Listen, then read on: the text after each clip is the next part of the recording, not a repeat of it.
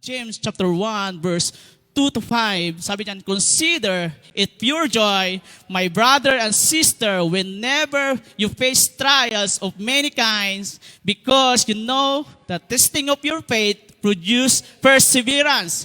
Let perseverance finish its work so that you may be mature and complete, not lacking anything.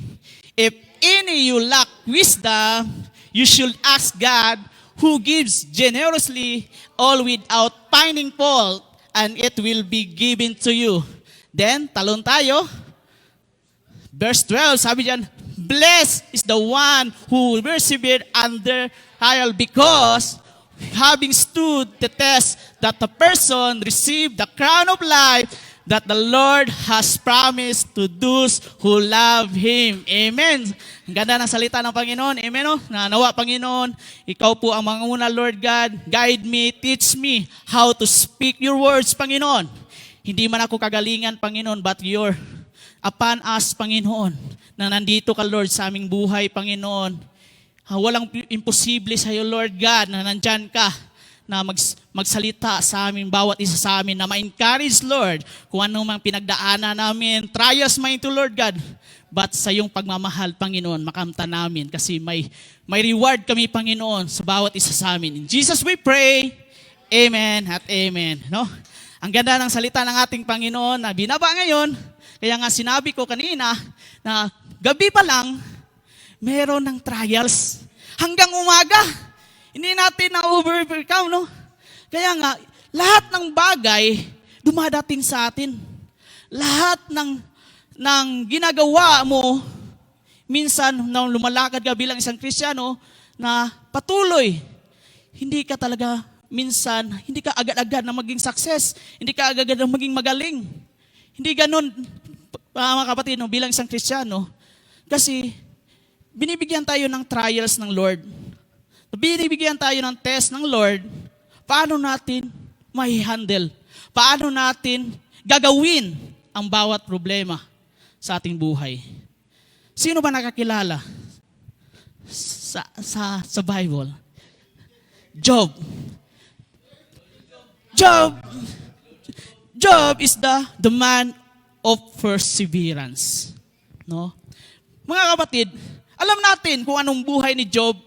Hindi na natin bago ito, kasi lagi natin sinishare sa bawat isa sa atin, no? Kung tayo magbigay ng inspirasyon, no? Magbibigay tayo ng inspirasyon sa ating pamilya, kung may pinagdaanan nating kaibigan, no? Binabahagi natin itong karakter ni Job, no? Sabi dito, Job, the man of perseverance, sabi dito, how does Job demonstrate perseverance in the true story of life of Job? Paano niya dinemonstrate yung perseverance niya, yung pagtsatsaga? Number 1, Job persevered in his relationship with God. No? Naging matyaga siya sa relasyon ng ating Panginoon. No? Na bakit ginawa ng Panginoon sa buhay niya? Bakit ang layo ng pagitan natin, Lord? Parang ganun din sa ating buhay. Akala mo, nilalayuan ka, yung relasyon mo sa Panginoon, malayo na.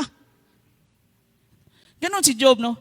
Number 2, Job persevered in his relationship with family. Amen?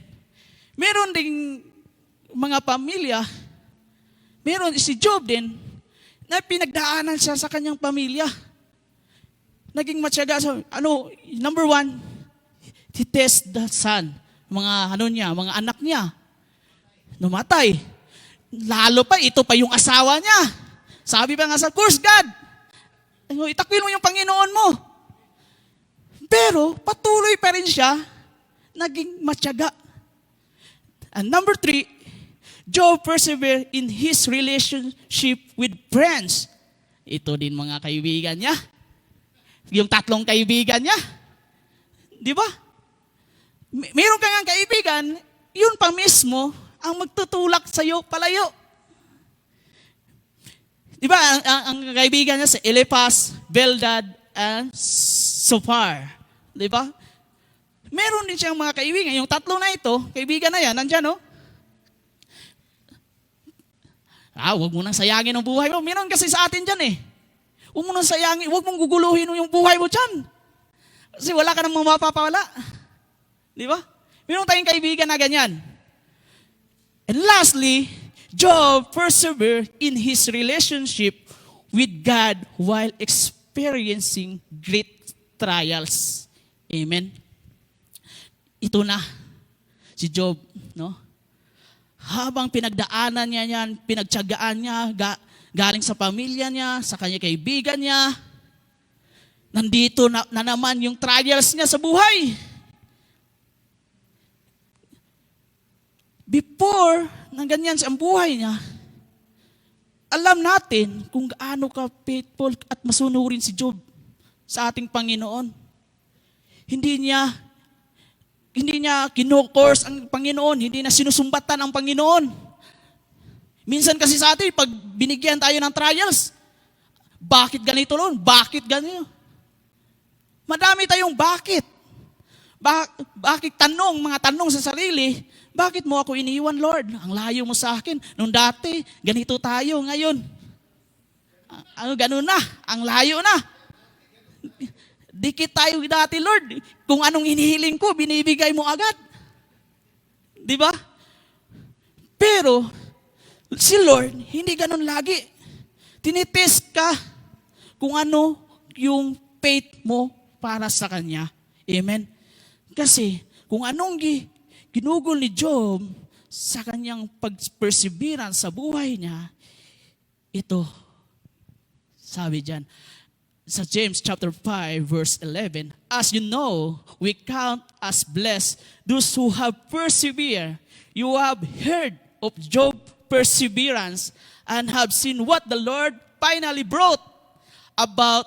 Sabi dyan, the Lord is full of compassion and mercy. Ganon pinapakita ng Panginoon sa buhay ni Job. Dahil sa kanyang pagtsatsaga, dahil sa pinagdaanan ni Job, binigay yung ng Panginoon na talagang napakabuti. Nakikita mo, napakabuti at tunay na mahalaga ang Panginoon para sa iyo. Ganon ang buhay ng bawat isa sa atin. Yung buhay natin, hindi man kagandahan, hindi naman tayo mayaman, hindi naman tayo blessed lagi, pero ang Panginoon nandyan sa iyo, full of compassion and mercy. Pag magtitiwala ka sa'yo. Tapos na ata eh. Nandun na lahat eh. Tapos ang mensahe, nandun na lahat. Pero ito yung ating title today. Yan. No? Sabi dyan, perseverance through trials. Bakit ba inahambing natin yung buhay natin sa ating karakter na si Job? Kasi nandun na sa lahat sa kanya eh. Relationships sa Panginoon, relationship sa pamilya, relationship sa kaibigan, nandun na lahat. Yung trials, nandun na lahat kay Job. Kaya ibabahagi natin sa bawat isa sa atin, no, kung anong laman nitong verse na ito. Sabi ito, the first test of the Christian faith is how you to respond to trials. Kung paano ba natin i-response ito pag dumating sa ating buhay itong trials na ito. Ano ba yung reaction natin, no? Ano ba yung, ano ba? O gagawin mo sa buhay mo kung darating ba itong trials na ito? Paano mo i-response? Number 1, sabi diyan, spiritual joy. Grabe ka naman, no? Sabi yan, grabe ka naman, Brother Remel. Kailangan pag magalak ka. So, dumating yung trials sa buhay mo. Bakit? Spiritual joy, we count it all joy in trials because in them we learn to depend on God and trust Him. Kasi, bilangin natin kung anong kagalakan, no, nang meron tayo, kasi para maintindihan natin na na paano natin matutunan ang Panginoon na magtiwala sa Kanya. Amen? Sabi dito, trials are opportunities to be joyfully mature into Christ-likeness. No? Grabe ka, Rimel. Brother Rimel. Bakit ba, pag dumating na yung trial, maggagalak pa rin ako? Nandito na nga yung problema. Kagaya ni Job, nandyan na yung trials, pero paliwala sa kanya. Naging magalak pa rin siya, no, sa buhay niya. At naging magalak pa rin. No? Kasi nandyan si Lord sa buhay mo eh. Bilang isang Kristiyano, sabi diyan sa James chapter 1 verse 2, consider it pure joy, my brother and sister, whenever you face trials of many kinds. Amen, no? Kailangan natin yung totoong kagalakan. No? Every time na tayo ay humaharap sa mga trials, sabi diyan ng ating kapatid na si James, no? Lahat na mga bagay, problema man yan, sa pagsubok man yan, gawin mo para maging masaya. Pero, mayroong mga pilosopo eh. Mayroong mga taong ba't kailangan pa natin maging magalak sa panahon ng trial? Sabi ito, joy is manifest in three ways. Amen? No? Mga kapatid, take note nyo. Number 1, natural joy. Amen? Natural joy. Amen? Sabi dyan, natural joys, ito po yung when good things happen. Yung bata ka pa, na naghihintay ng Christmas, na gusto mong bumukas ng regalo, yun po yung tinatawag na natural joy. No? Yun lang yung tinatawag na natural joy, na dumadating sa'yo, na naghihintay ka. Yun ang tinatawag na natural joy. Number 2 is moral joy. Ito po yung tinatawag na when you have done the right thing. Yung nagawa mo, nakatulong ka, ito po yung tinatawag na moral joy. Amen? Kasi minsan sa atin, sabi diyan, most people has experienced their both natural joy and moral joy. No? Ito yung mga taong na-experience lang. Yung natural joy, maging masaya lang, kasi nakagawa siya ng mabuti sa kanyang kaibigan, sa pamilya. Sabi diyan, but joy was intended by God to be much deeper experience. When one comes to Christ as Savior, sabi diyan, God redeems the aspect of our life also. No? Kung nandiyan na si Lord sa atin, binigay sa atin yung tinawag natin si Lord as a Savior sa ating buhay, sabi dito, so that we are no longer limited experience, merely natural joy and moral joy.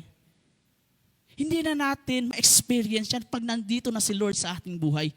Now sabi diyan, but God adds a new dimension. Ito po yung tinatawag, we will call spiritual joy. Yan, no? Ang Panginoon, binago niya bilang isang mga Kristiyano, no? Sabi dito, spiritual joy is something that the world cannot give nor understand because it comes in the form and embrace from God. No? Yung spiritual joy daw, hindi maibibigay ng makamundo at hindi maintindihan sa makamundo, no? Yung spiritual joy. Sabi diyan, ano ba itong spiritual joy? Ang tanong, no? Ano ba itong spiritual joy sa ating bilang isang Kristiyano, bilang isang tagasunod ng ating Panginoon, no? Sabi diyan, when we cannot feel Him, nandyan siya. Nandyan si Lord. When we less expect Him, nandyan si Lord pa rin. When we feel we are alone, na nag-iisa ka, akala mo, iniwan na ako, hindi ko nakakayanin to, nandyan pa rin si Lord na gumagabay sa iyo. Sabi niya, when we feel like giving up, ito na, He is there. Through I walk through the valley of death. No? Na akala mo, wala ka ng pag-asa. Mag-give up na ako sa trials na ito. Hindi ko nakakayanin to. Sabi nga, yung bagyo nga may pag-asa. Di ba? Yo, amen. Yun, tama. Amen. Yung bagyo nga may pag-asa. Kasi siya nagre-remind. Kung mayroong bang mapahamak, siya maging taga-salita sa mga bayan. Ganon din na ating Panginoon. Lahat ng ating ginagawa, lumakad ka man, matatalisod ka man, mayroong Panginoon. Nare-remind ka, hahawakan ka, nandito ako. Bakit kailangan mo pang mawala? Di ba? Amen? Nandito ako. Kaya nga sabi ko, lahat ng bagyo na dumarating, may pag-asa. Kasi siya yung magre-remind sa atin. Ganun ang Panginoon para sa atin. Amen? Sabi dito, ready to embrace us so that we are able experience joy whether, sabi dyan, whether circumstances are joyful or not, for the true joy is not dictated by circumstances, but our relationship with God. No? Kung dumarating man yung circumstances sa buhay mo, maging magalak ka pa rin. Magalak ka pa rin. Kaya yung totoong kagalakan, hindi yan nagdidikta sa circumstances, sa problema mo. Kundi yung relasyon mo sa Panginoon. Nandun yung relasyon mo para sa Panginoon. Nandun yung relasyon ni Jesus Christ sa atin. Kaya mga kapatid, no, bilang tayo tagas, nakikilala na, dapat hindi tayo maging natural joy, moral joy. Kasi kung nandun pa rin tayo, pag dumating yung trial sa buhay mo, hindi mo kakayanin, kapatid.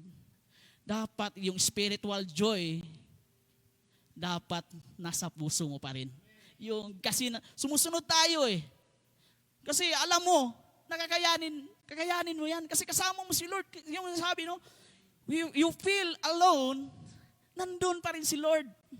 Nandun lahat ng bagay. Nandun si Lord sa ginagawa mo. Sabi dyan sa John chapter 15 verse 11, I have told you this so that my joy may be in you, your joy may be complete. Amen. Kasi nandyan si Lord na sa buhay mo. Yung kagalakan, nandyan na. Yung kagalakan mo, maging kumpleto na yan. Hindi na kagayang yung maging natural joy at moral joy ka na. Binago na ni Lord, maging spiritual joy ka na sa buhay mo. Amen? And number 2, spiritual perseverance. Amen? Kaya nga, no? Bakit itatawag na spiritual perseverance? Kasi pag tayo daw, naging matyaga, kasi hindi natin kasama si Lord, ganun din ating madadatnan. Hindi mo kakayanin. Sabi dito, God intends trial to test our faith and produce spiritual perseverance. Then, sabi dito, perseverance through trials help us to build strong faith in Christ Jesus. Yung pagiging matyaga mo sa trials, no? Ito yung makatulong na mabuild pa yung panampalataya mo sa ating Panginoon. Kung ikaw tagasunod ni Kristo, kung ikaw yung naniniwala, kung ikaw yung maniniwala, kung talagang kakayanan mo yan na sa pamagitan, nakasama mo si Lord sa buhay mo. Kasi, meron kasi sa atin na may mga tao, ayaw nilang, pag dumating na yung trial sa buhay nila, parang hindi ko na kaya to, parang mag-give up na ako. Walang tiyaga. Sabi nga, kung may tiyaga, may nilaga. Di ba? Kung may tiyaga daw tayo, may pupulutan tayo na aral. Yun yung tinatawag na, yung mabuild natin, yung strong faith natin kay Lord. Yun ang tinatawag na perseverance. Yung spiritual perseverance. Na habang daw lumalapag ka na daw, dapat may tiyaga tayo. Hindi yung, ang tagal naman magmensahe ni Coach Rimel. Ang tagal naman, nagugutom na ako. Ang amoy-amoy pa naman yung ulam ngayon. Di ba? Kumukulo ng tiyan ko. Dapat, kapatid, no? Bigyan natin ng perseverance ang buhay natin. Kasi pag wala tayong perseverance, madaming na down, madaming natatalisod. Parang yang nanliligaw ka. Para din yang sa mga may mga relasyon na asawa. Kasi sabi mo, yung asawa ko bungangera. Yung asawa ko ganito. Ang tagal naman. Di ba minsan kasi pag late na nakausap mo yung someone mo, yung karelasyon mo, no, yung pamilya mo, di ba na-worry ka na? Ba't ang tagal? Ano ka nangyayari? Meron ka nang napapasok sa isip mo na masama. Di ba? May ano ka na, kasi yung kalaban, diniktahan ka eh. Diniktahan ka na, bakit ang tagal naman mag-reply? Bakit ang tagal pa naman manood ng online? Pinasahan ko na ng link.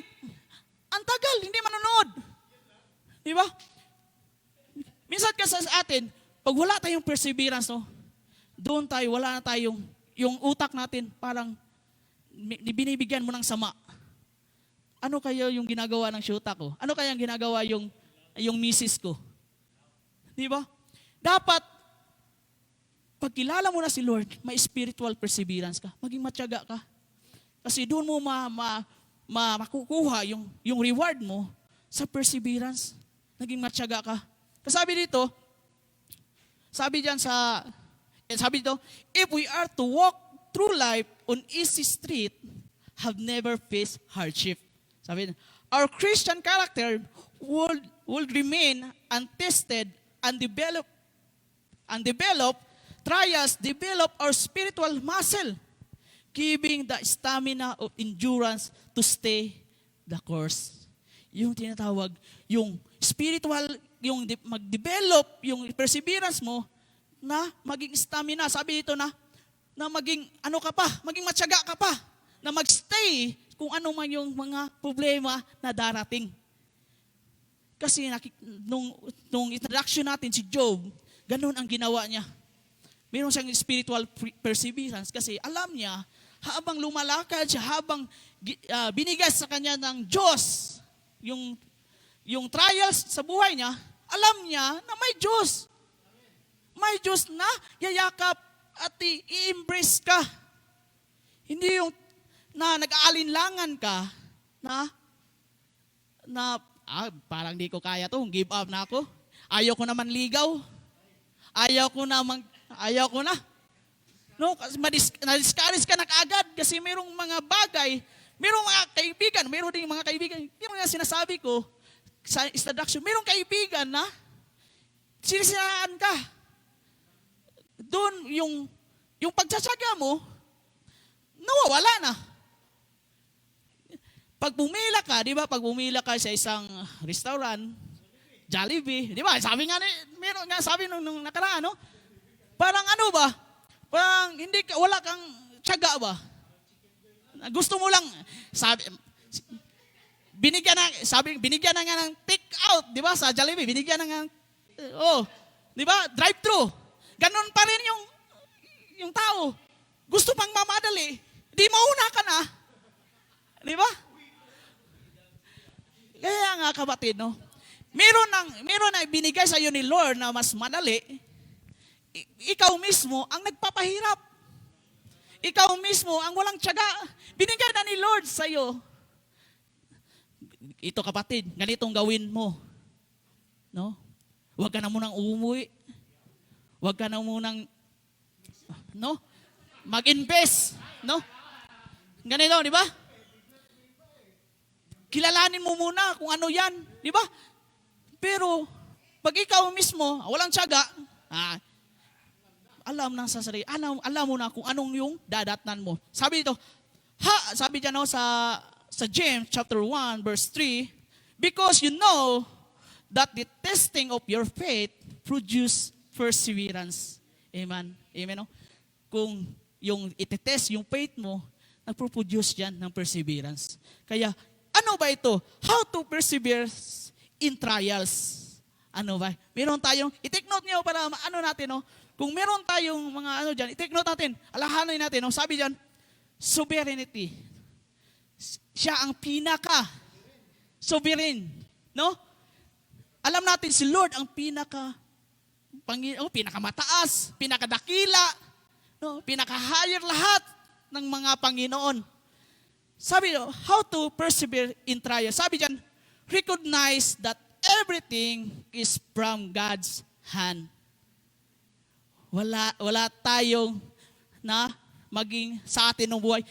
Alahanin natin, lahat ng nandyan sa'yo, lahat ng kung anong meron ka, galing sa Panginoon yan. Amen? Bakit? Kailangan natin mag-persevere in trials. Number 2, hope. Sabi yan, put your hope in the Lord. Alam mo, kapatid, kung mayroong trials tayo, dapat mayroon tayong pag-asa na alam natin, kakayanin ko to. Kaya yan. And number 3, timing. If there is a way out, take it. Kung darating na yung time na makayanan mo na, yung binigay sa'yo, kasi maging matyaga ka, yung timing, nandyan na, kunin mo na agad. Amen? Huwag mo nang palipasin. Kasi naging matyaga ka eh. Bakit mo pinakabukasan mo? Kasi nandun na yung sabi ni Lord, sige, gawin mo na. Gawin mo na. Ito ng time mo. Grab it. Kunin mo agad.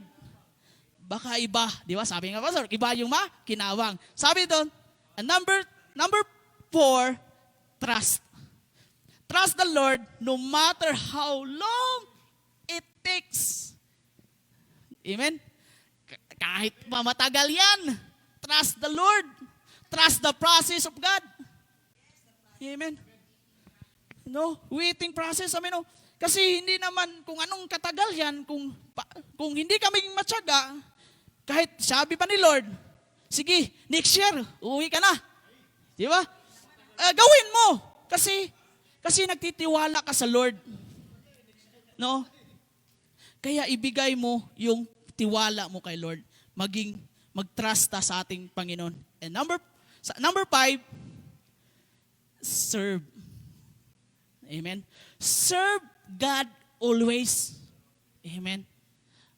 Paano yung lahat na yan, kung wala kang pagsiserve sa Lord, yung lahat na yan, mawawala yan.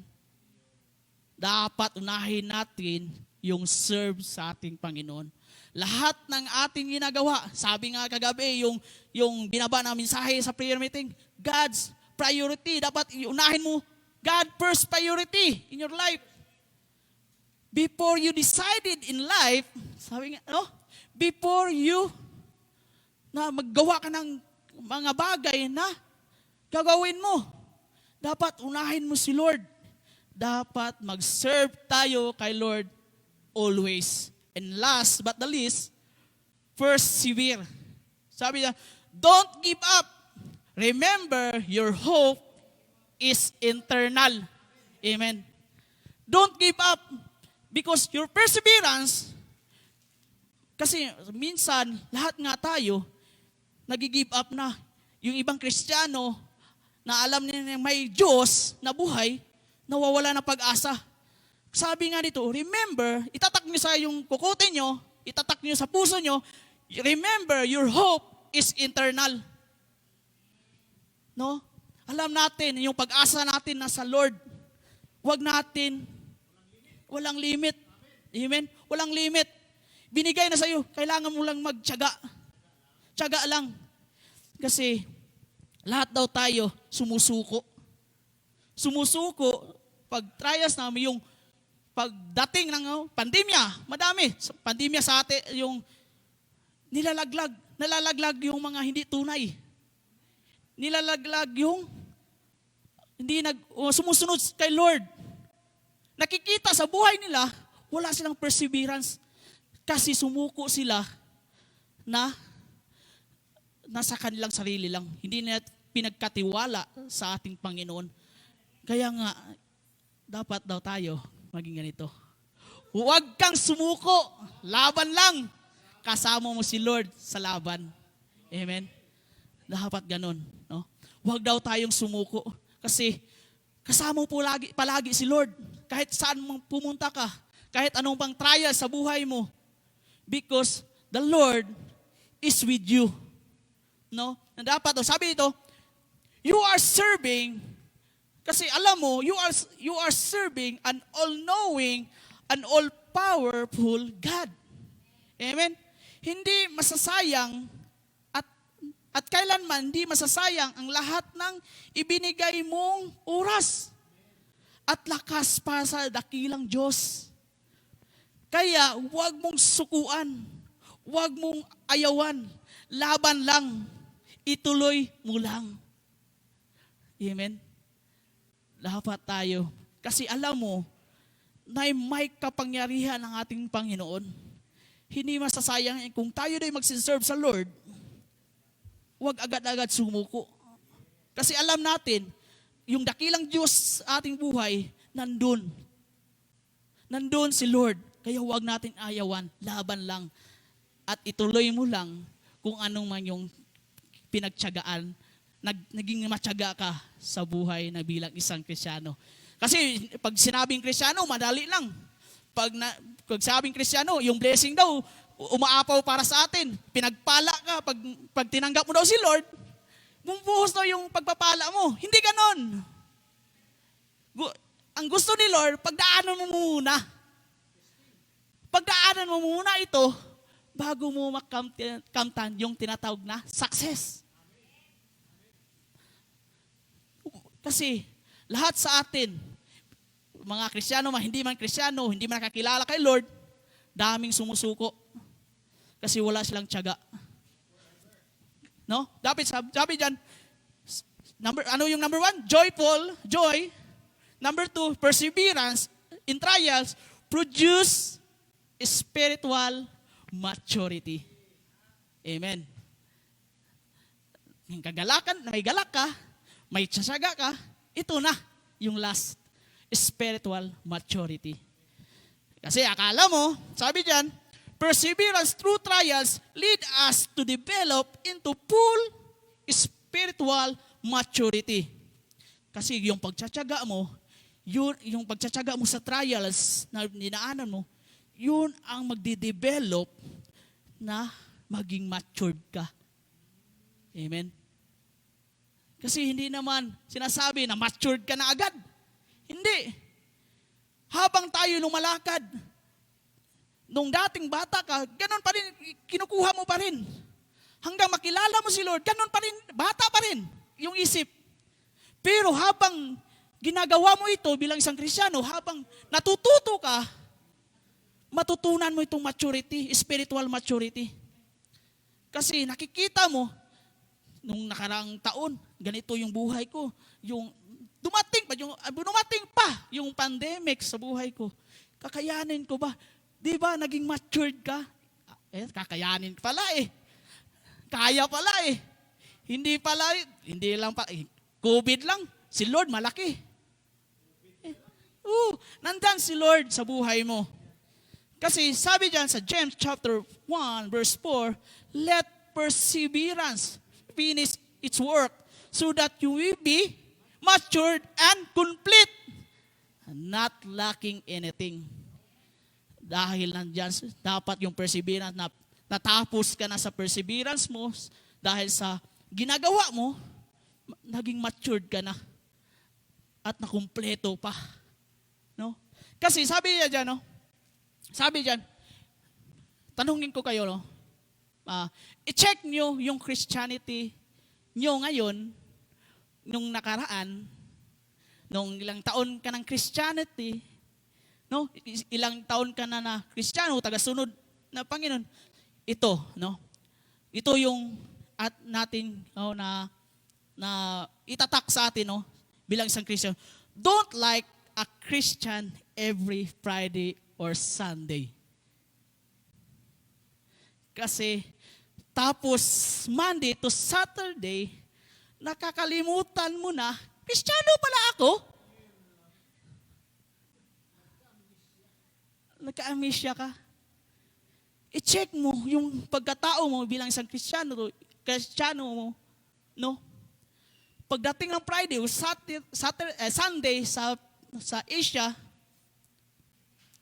Kristiyano ka, nagpupuri. Pero pagdating ng Monday at Saturday, nakakalimutan mo na Kristiyano pala ako. Umiibahan nyo. No? Kaya nga, dapat lagi nating i-check yung pagkakristyano natin. Lagi nating i-check araw-araw yan. Lagi natin, kasi pag umalis tayo dito, ngayon, pagdating natin sa bahay, nakabihis pa ba ako ng pagkakristyano ko? O nanatili pa rin ba yung pagkakristyano? O bihis na talaga ako? Kasi pag humihiwalay na ba yung Espiritu ng Diyos sa buhay mo? Kasi dumating na nandun ka sa makamundo eh. Dito, banal ka kasi nakikinig ka ngayon. Pag lumabas ka na, yun ang makamundo na. Doon yung trials sa bilang spiritual maturity natin. Doon yung trials natin pag dumating na tayo sa labas na hindi na tayo nakakarinig ng salita ni Lord. You know? Dapat daw gawin natin. I-check natin yung pagkakristyano mo. Lagi-lagi. Kasi minsan nakakalimot tayo. Na Kristiyano pala tayo. No? Binuhos mo na lahat. Pagdating sa Friday or Sunday, pero pagdating ng Monday, Saturday, iba na yung ginagawa mo. Iba na yung nilalakaran mo. Dahil hindi mo chinek yung pagka-Christianity mo. Dapat yung spiritual maturity mo sa buhay, dapat nandun. Kasi kung may tiyaga ka, dahil daw sa natapos mo na yung trabaho mo, dapat maging mature daw tayo. Kumpletuhin natin kung anong require ng Panginoon para sa atin. Amen? Sabi dyan, no? Ano ba yung command? Ano ba yung command? Sabi dyan, command, sabi dyan, James chapter 1, verse 5, if any of you lack of wisdom, you should ask God, who give generously all without finding fault, and it will be given to you. Kung daw wala tayong wisdom, kung wala daw tayong yung tinatawag na kulang daw tayo sa karunungan. Libre naman magtanong. Libre naman humingi. Humingi naman, nandiyan naman si Lord. Bakit sa iba pa tayo maglalapit? Di ba? Nandiyan yung great advisor natin. Great na yung tinatawag advocate ng ating Panginoon. Diyan lagi, bakit hindi natin tanungin? Magtanong tayo kay Lord. Humingi tayo kay Lord. Lord, hindi ko kakayanin to. Pwede ba bigyan mo ako ng daan, karunungan, paano ko to malalampasan? Paano ko to lalakaran na walang bahid na kasalanan? Paano ko to gawin? Kasi sabi all without finding fault. Sapagkat ang Diyos nagbibigay ng sagana at di nanunumbat ang ating Panginoon. Sabihin ni Lord, bakit mo ginagawa yan? Hindi ka na si Lord. Kasi sabi nga ni Lord, mahal ka ni Lord eh. Hindi sinasabi ni Lord na, bakit mo ginawa yan? Oh, di ba? Bakit mo gagawin yan? Hindi manunumbat si Lord. Si Lord, bibigyan ka pa si Lord kasi, hindi manunumbat yan, bibigyan ka pa ng karunungan kung hihingi daw tayo sa ating Panginoon. Kasi daw, pag humingi daw tayo sa ating Panginoon, ibubuhos niya kung anong katalinuhan ni Lord, ibibigay sa iyo. Amen? Kaya nga sabi ito, life is a full of pitfalls and snare. Maraming mga bagay na mga patibong, mga butas, no? Sabi diyan, and we often make wrong choices. Kasi meron kasi sa atin, maling mga choices. Hindi natin alam kung anong choice natin. Sabi, may gusto tayo pero hindi gusto ni Lord. Di ba? May gusto tayong ligawan, pero hindi gusto ni Lord. Ganon eh. Meron ka ng asawa, ba't pumunta ka ba sa iba? Di, ayaw ni Lord ng ganon. Meron tayong mga decision na gusto mo nang makaahon, pero ayaw ni Lord eh. Bakit mo kailangan pa Lord, ganito talaga, Lord, ganito. Maganda, maganda, gwapo, macho. No? Di ba? Hindi ganon. Ayaw ni Lord na ganon. Ang gusto ni Lord, gusto niya ibigay sa yung the best. Hindi lang better ang ibigay sa iyo ni Lord eh. Best ang ibigay sa iyo ni Lord. Kasi dapat daw tayo, pag meron tayong mahina tayong kaalaman, no? Humingi tayo sa ating Panginoon. Sabi pa dito, but it's a comforting to know that no matter what trials we may be called upon to face, and what foolish choices we have made in the past, we can go to the Lord. Sabi diyan, can go to the Lord and ask Him for godly insight.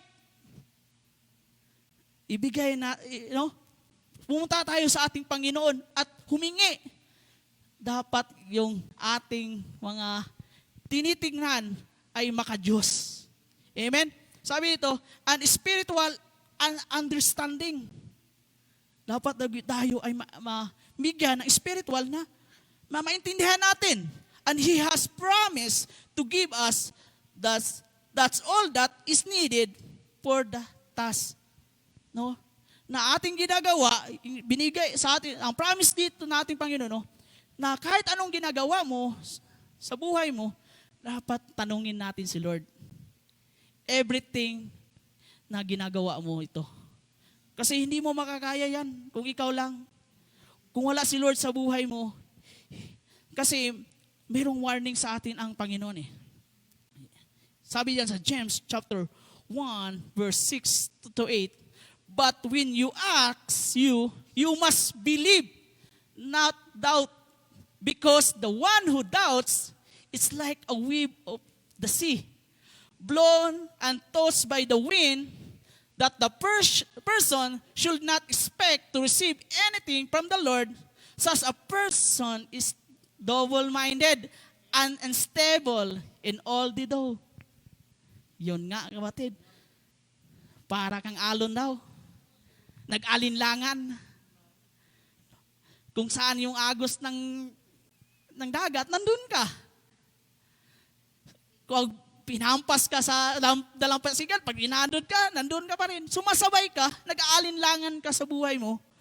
Yun ang tinatawag na the spiritual problem of a doubter. Ito yung problema. Sabi ito, naglalarawan daw niya isang tao, nag-alinlangan, at hindi makagawa ng malinaw na desisyon. Sabi ito, ipinalawanag ito ng isang manunulat daw bilang isang pag-atubili. Ito ba yung mga taong na hirap makagawa ng desisyon? No? Kasi kung ikaw lang mismo, ang hirap talaga magdesisyon na ikaw lang. Meron kang sinasabi, pero kasi ganito. Kasi pabalik-balik lang yung kasi ito yung panampalataya na kawalan ng panampalataya kay Lord. Ito yung taong na hindi nagtitiwala sa Lord, na alam natin yung si Lord nandyan, Pero hindi na pa rin nagtitiwala. Lord, ganito bang gawin ko, Lord? Parang hindi, Lord eh. No? Gawin ko ba ito, Lord? Parang hindi yata ito, Lord. Ito na lang gawin ko, Lord. Parang dinidiktahan mo pa si Lord. So kung ano ang gagawin ni Lord para sa'yo. Inuunahan mo si Lord. Pag sabi ni Lord, sige, mauna ka na. Yun. Yun, nadapa, tuloy. Kasi hindi hinihintay si Lord eh. Hindi mo hinihintay si Lord na yung, di ba? Hindi nakahintay. Dapat, kasi nandyan na si Lord sa iyo eh. Ang gawin mo na lang, dapat yung faith mo buo. Amen. Sabi, if you are still wavering, kung ikaw pa daw na palong-alon ka, ikaw pa nanatili pa dyan, anong gagawin? Now is the time to choose if the Lord in God's at follow Him. Kung ikaw may paling-paling pa sa tao sa atin, yan, parang wavering ka, palong-alon ka pa, nanatili ka pa rin dyan, ba't hindi mo piliin ang Panginoon na nandyan sa buhay mo? Para ma-guide ka niya. Amen? Na para kang, yung tawag, parang sapa ba yun? So, sapa na tuloy-tuloy lang. Ilog, di ba? Para kang ilog na tuloy-tuloy lang. Di ba? Hindi ka parang dagat na sumasaway lang sa alon. Dapat maging ilog ka, na patuloy lang. No? Flow hanggang sa maabot mo yung success na malampasan mo yung trials na yan. Dapat ganun tayo mga kapatid. Kasi sabi ko na, bakit tayo tumalon sa number 12? Bakit tayo tumalon? Kasi dyan ang promise ni Lord eh. Blessed is the one who perseveres under trials, because having stood the test, that person will receive the crown of life that the Lord has promised to those who love Him. Amen. Ang sarap. Amen. Ang sarap ng promise ni Lord. Kung ikaw daw maging matyaga, sabi dito, mapalad daw ang mga taong nanatiling tapat. Pag sa pagsubok, sa kabila ng pagsubok, sapagkat matapos siyang subukin, sabi niya, sabi niya, having stood the test, sabi niyan, tatanggap siya ng gantimpala na buhay na ipinangako ng Panginoon sa mga umibig sa Kanya. Ang sarap, no? Yun pala eh. Yung spiritual joy, spiritual perseverance, spiritual maturity, mayroon kang crown of life. Gantimpalaan ka ni Lord. No? Kung maging matyaga ka lang, kapatid, sabihin mo na, Lord, this time ba, this year ba, Panginoon, ito na ba? Alam ni Lord yan. Ibibigay sa iyo ng gantimpala kasi nagtitiwala ka kay Lord. Sabi ito, but the perseverant is, sabi ni James, say you cannot be confident that you will receive the crown of life, which the Lord has promised to those who love Him.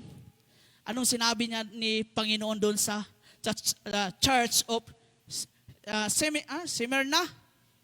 Sabi niya sa Revelation, chapter 2, verse 10, be faithful unto death, and I will give you the crown of life. No? Kasi manatili tayo.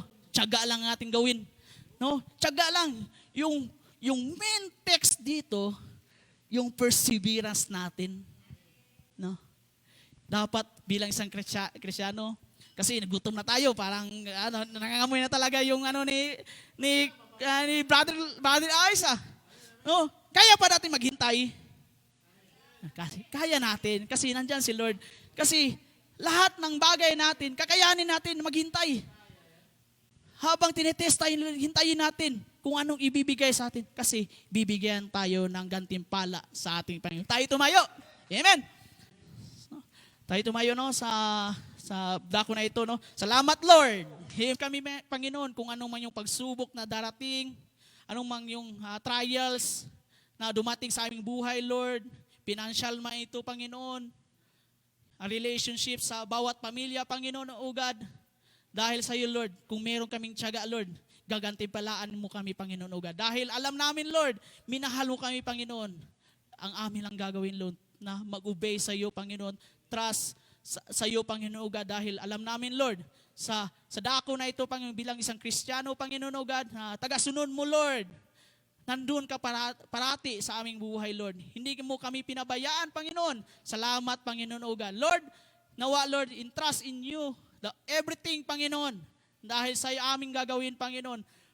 Bukas, hanggang sa bukas, Panginoon, taon man ito darating, Lord, maging matyaga lang kami, Panginoon. Dahil alam namin, Lord, na nandyan ka sa aming mga kahit anong pagsubok na darating sa amin. Nandyan ka, gumagabay sa amin. Thank you, Lord. In Jesus we pray. Amen at amen. Amen.